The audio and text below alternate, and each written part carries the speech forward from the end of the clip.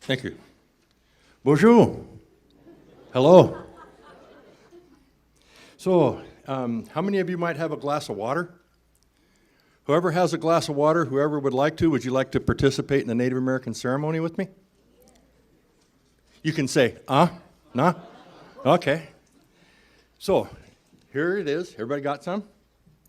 Water.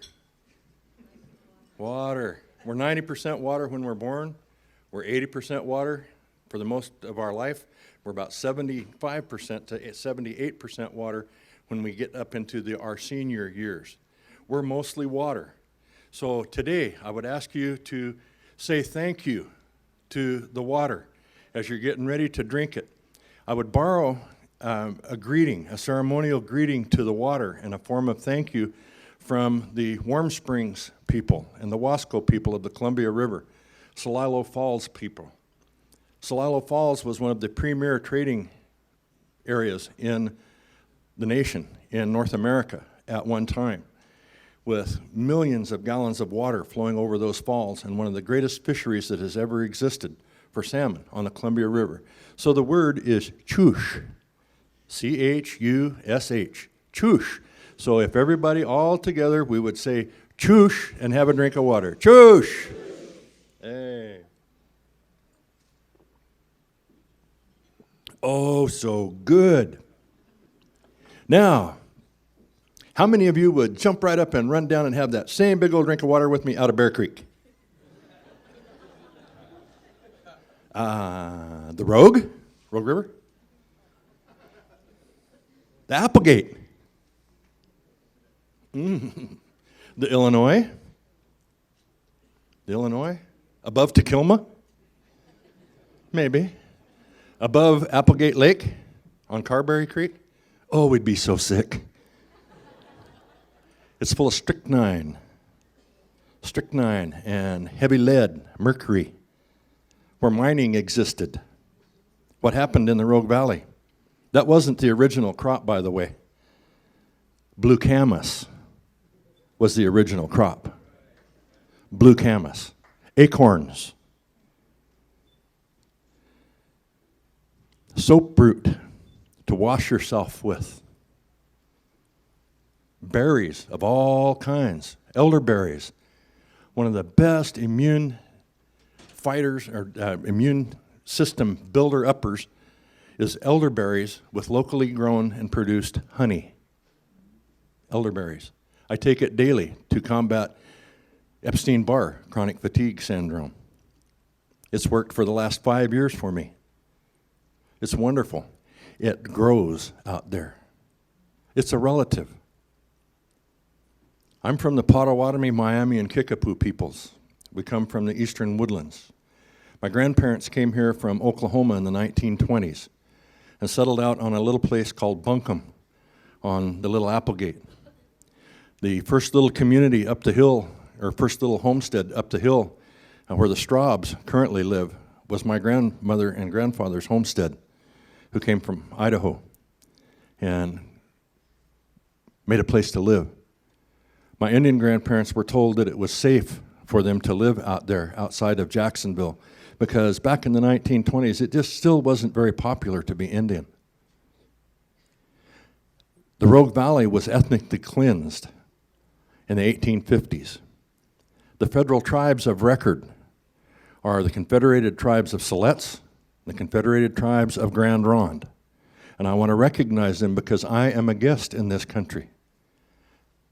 As a Potawatomi, Miami, and Kickapoo, I have responsibilities as a guest in someone else's home to treat their home the way that I would want my home treated were they to be a guest in my country. They have a responsibility as hosts to the guests within their territory and within their country to provide a good place of safety, to nurture and rest, and to carry one forward. Reciprocity. You give back what you give, and it comes full circle. Part of the problem, as I see it, is not just combined in climate change. It has to do with greed. It has to do with a sickness that came upon the land from the east to the west in ancient times. And it's told that a great white bear would come out of the north. The great bear of healing would come out of the north, and it would gather on the west coast, on the west side of this land, Turtle Island. And it would gather its strength, and as it rested, then it would go back from the west to the east to heal the sickness that came from the east to the west. That being seen as greed, avarice, taking more than what's needed, using it all, and having respect for that life that was being lived over there, and thankfulness that that life that was living over there saw fit to give up its life so that we might live. There isn't anything that we take into our bodies, this fine lunch, that doesn't come from the Mother Earth. Her name is Nokomis. Her name is Nokomis, Grandmother Earth. She has a name. She's a living entity, and she most definitely cares about what we do to her. Ask her. If you don't believe it, mistreat her and see what she does to you. It's not nice to fool Mother Nature. That's true. What are our concerns? Our concerns are that we just named off a whole bunch of places that we can't drink the water. What about Hyatt Lake? Anybody have a big old drink out of Hyatt Lake with me right now? Howard Prairie? Dead Immigrant. Notice a little play on words there? Oh. Dead Immigrant Lake is as offensive to most of you as Dead Indian Memorial Road is to American Indian people.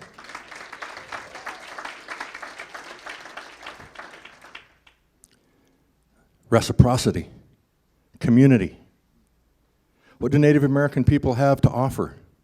Well, you've been talking a lot about fire. Where did the concept of cool burning come from? Where did it come from? From Native people. Who did the cool burning? The Native people. But who amongst the Native people did the cool burning? The grandmothers. The women set the fires.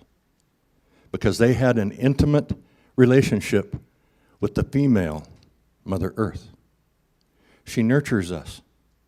We had teachings from time out of mind that told us if you make a mistake in running 1,000 buffalo over a cliff and you can only use 250 of those buffalo, that's not good. You have to separate out that 250 and run them over the cliff and use everything. Because when you waste, those that you wasted will take away their gift. You must have respect. We must have respect for that water. It's what makes us the same, is that water. Because without it, each and every one of us, no matter what people you come from, no matter what color your skin is, no matter what your religious or political beliefs are, if we don't have water, we're dust. We must work together to have life. But there's an important ingredient and an important factor in your equations when talking about the healthful caretaking of the earth, stewardship. There's an important ingredient that you're leaving out of the mix, and I hear it every place I go. It's like we never existed before science came. Wait now. Somebody that's lived in an area 10 to 14,000 years by Western science's own conclusions of archaeology and anthropology, really not taking into account too much the oral tradition because those are just stories. Really, where did all that written stuff come from? First of all, stories. We had stories about people living in conjunction to the land. 10, 14,000 years. You don't live in an equitable and balanced relationship with that environment, you're dead. If you don't take care of it, you're going to starve to death. If you don't treat those plants with some respect, I bet you that there's more than just one person that says a little something to the Creator before they start out the very first day of planting season on Fry Family Farm. Reciprocity. Having respect being thankful.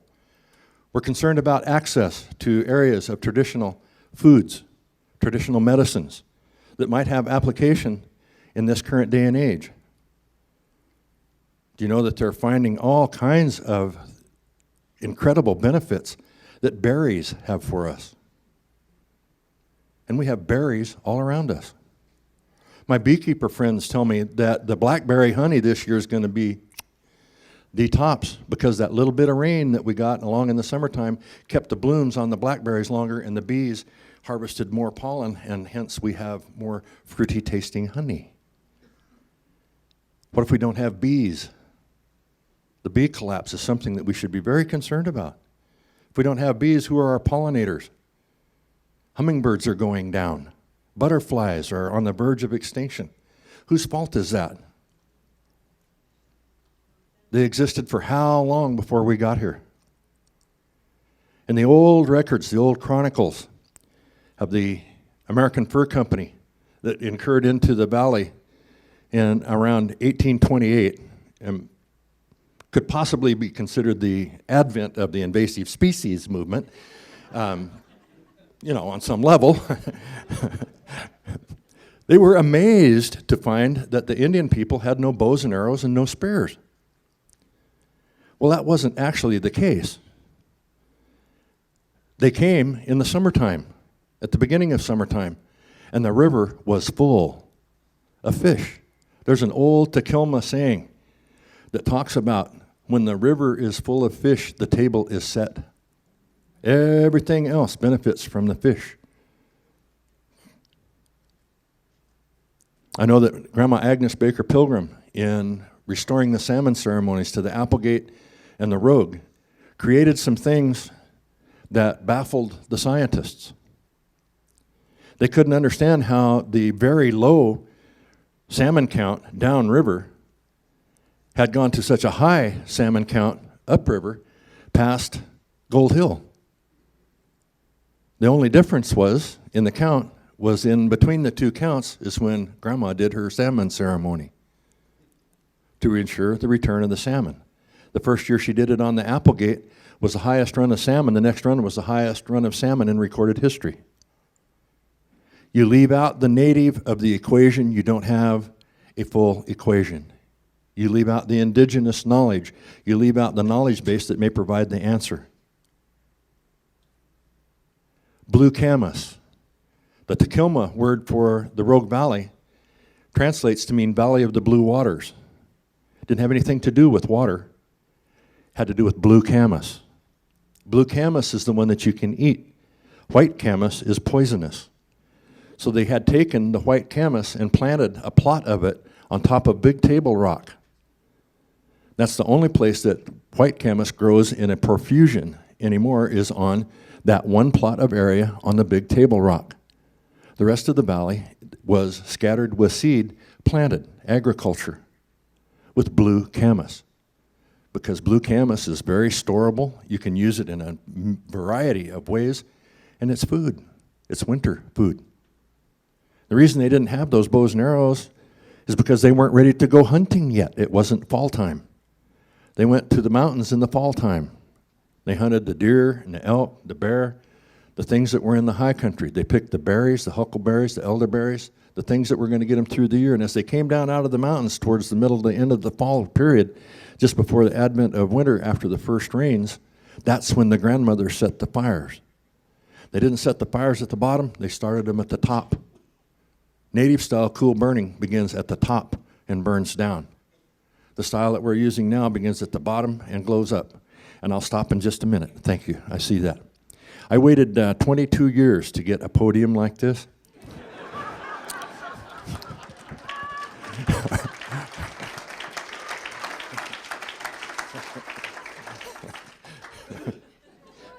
I'll be finished in just a minute.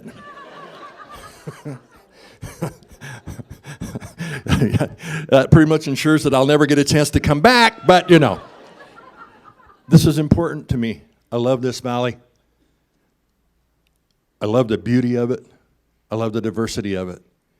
We have to learn to live and work together, but don't leave my people out of the equation. We have knowledge, earth-based knowledge, that's been there since time out of mind. You can't create that through a book always. You have to listen to our stories. You have to listen to what we have to say. You have to feel what comes out of our energy in our hearts and our souls, because for us, it is all spiritual in our relationship to the Mother Earth and to all our relations. Egwene, thank you very much.